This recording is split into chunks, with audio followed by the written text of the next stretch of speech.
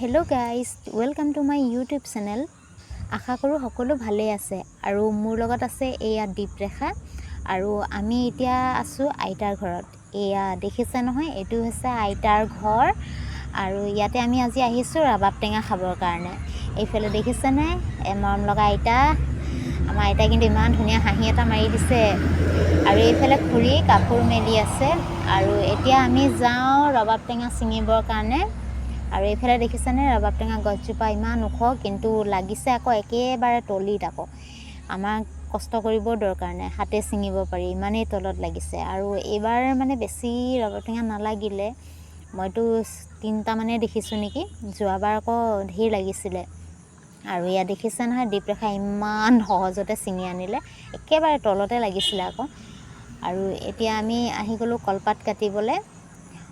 কলপাতত টেঙা খাইতো ভাল লাগেই আৰু টেঙা কলপাতত খালেহে খোৱা আৰু নহয় জানো, এইটোতো জানেই আৰু চবে।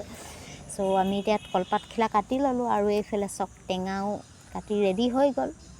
এয়া বাকলি গুচাই মেলি ৰেডি হৈ গ'ল। এতিয়া আমি আৰু ফুটকেইটা উলিয়াম আৰু চাওকচোন ইমান ধুনীয়া ৰঙা হৈ আছে টেঙাটো, মুখ খাই কৰি আছে আৰু খাবলৈ কিন্তু টেঙাজোপা বহুত ভাল দেই।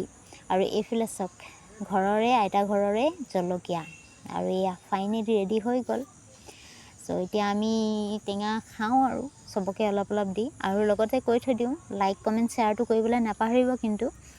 আৰু যদি নতুনকৈ চাই আছে তেতিয়াহ'লে ছাবস্ক্ৰাইবটো কৰি দিব।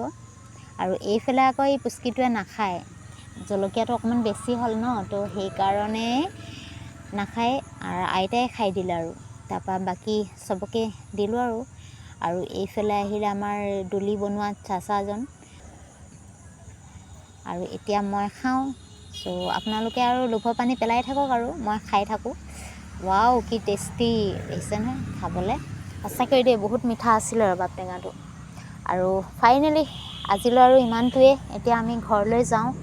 চ' নেক্সট ব্লগত আকৌ লগ পাম, বাই।